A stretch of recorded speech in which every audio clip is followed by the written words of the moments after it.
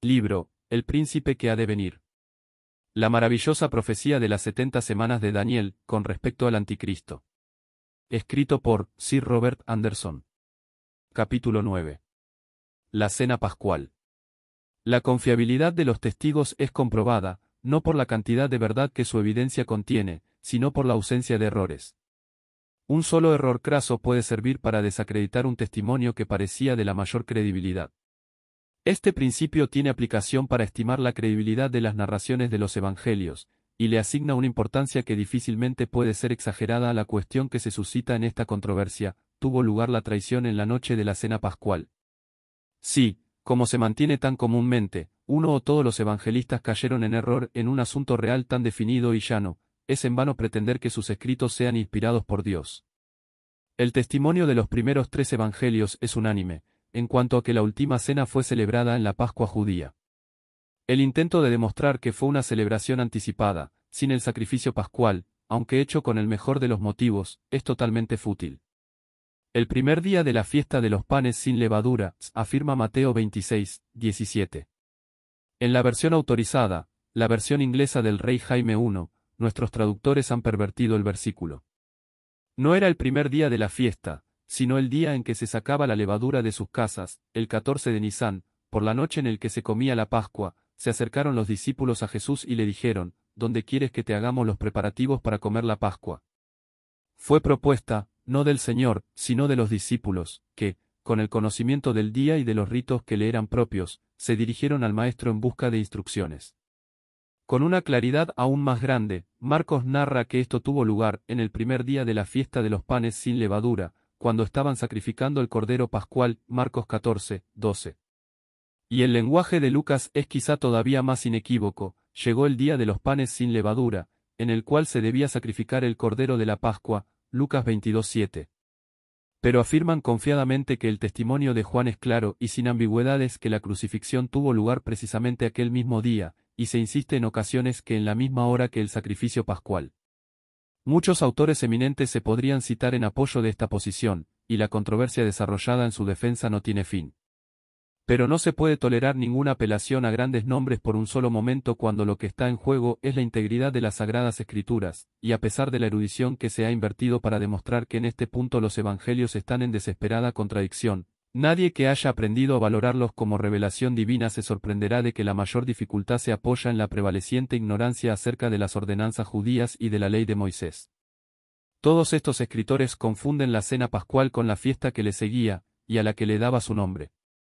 La cena era un memorial de la redención de los primogénitos de Israel en la noche anterior al Éxodo. La fiesta era el aniversario de su verdadera liberación de la casa de esclavitud.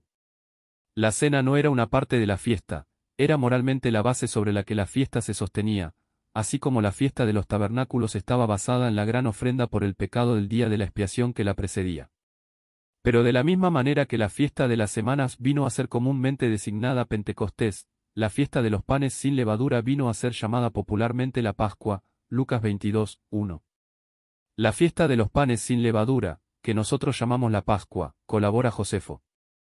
Aquel título era común a la cena y a la fiesta, y las incluía a ambas, pero el judío inteligente nunca confundiría las dos, y si él hablaba enfáticamente de la fiesta de la Pascua, con ello estaría hablando de la fiesta con exclusión de la cena. No hay palabras que puedan expresar con más claridad esta distinción que aquellas que nos da el Pentateuco en la promulgación final de la ley: pero en el mes primero, a los 14 días del mes, será la Pascua de Jehová. Y a los 15 días de este mes, la fiesta solemne, por 7 días se comerán panes sin levadura, Números 28, 16 al 17. Abriendo el capítulo 13 de Juan a la luz de esta sencilla explicación, toda dificultad desaparece. La escena es la de la cena pascual, en la víspera de la fiesta, antes de la fiesta de la Pascua, Juan 13, 1, y después de la narración del lavamiento de pies, el evangelista continúa explicando la apresurada salida de Judas, explicando que, para algunos, lo que el Señor le quería decir era: compra lo que necesitamos para la fiesta, Juan 13, 29. El día de la fiesta era un sábado, en el que era ilícito comerciar, y puede parecer que los suministros necesarios para la festividad podían aún ser comprados la noche precedente, porque otro de los errores en los que esta controversia abunda es la asunción de que el día judío era invariablemente contado, empezando por el anochecer. De esta manera era, por ejemplo, el día de la expiación, Levítico 23, 32, y también el sábado semanal.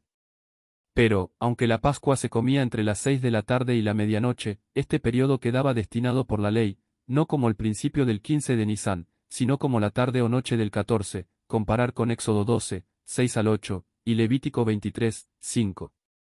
El 15, o día de la fiesta, se contaba, indudablemente, desde las 6 de la mañana siguiente porque, según la Misná, Tratado Berachot, el día empezaba a las 6 de la mañana. Tal, indudablemente, era la norma acostumbrada, y notablemente en cuanto a la ley de limpieza ceremonial. Ciertamente, este mismo hecho nos capacita para concluir sin dudas de ningún tipo que la Pascua, a causa de la cual los judíos rehusaron entrar en el pretorio, a fin de no contaminarse, no era la cena pascual, porque aquella cena no se comía hasta después de la hora en que hubiera cesado la contaminación. En el lenguaje de la ley, cuando el sol se ponga, será limpio, y después podrá comer las cosas sagradas, porque su alimento es, Levítico 22, 7. Pero este no era el caso con las ofrendas santas del día de la fiesta, que de necesidad tenían que comer antes de la hora en que hubiera cesado su contaminación. La única cuestión pendiente, por lo tanto, es el que la participación de los sacrificios de paces de la fiesta pudiera o no designarse con el término de comer la Pascua. La misma ley de Moisés nos da la respuesta: sacrificarás la Pascua a Jehová tu Dios, de las ovejas y de las vacas. No comerás con ella pan con levadura, 7 días comerás con ella pan sin levadura, Deuteronomio 16, 2 al 3, segundo Crónicas 35, 7 al 8. Así, si las palabras de Juan son inteligibles tan solo cuando se interpretan de esta manera, y si cuando se interpretan de esta manera son consistentes con el testimonio de los otros 3 evangelistas, no nos queda ningún elemento de duda, llegando a la absoluta certeza de que los sucesos del capítulo 18 tuvieron lugar en el día de la fiesta. O, si aún se necesitase confirmación, los versículos finales de este mismo capítulo la dan, pues, según la costumbre citada, era en la fiesta que el gobernador le soltase un preso al pueblo, Juan 6 y 39. Temiendo, a causa del populacho, prender al Señor durante el día de la fiesta, Mateo 26, 5, los fariseos estaban ansiosos de buscar su entrega por la noche de la cena pascual. Y así vino a suceder que la presentación ante Pilato tuvo lugar en el día de la fiesta, como todos los evangelistas declaran. Pero, no afirma Juan de una manera expresa que era la preparación de la Pascua, y no tiene que significar ello necesariamente el 14 de Nisán.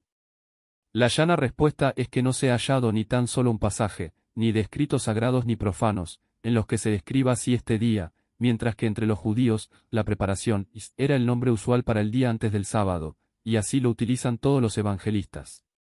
Y, teniendo esto en mente, compare el lector el versículo 14 del capítulo 19 de Juan con los versículos 31 y 42 del mismo capítulo, y no hallará ninguna dificultad en traducir las palabras de que estamos tratando así: era el viernes de la Pascua.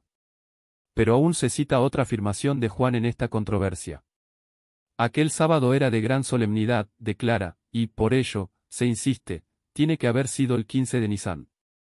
La fuerza de este, por ello, depende en parte de pasar por alto el hecho de que los grandes sacrificios a los cuales el 15 de Nisán debía mayormente su solemnidad distintiva, se repetían diariamente a lo largo de toda la fiesta, números 28, 19 al 24. Tan solo por este motivo aquel sábado era, de gran solemnidad.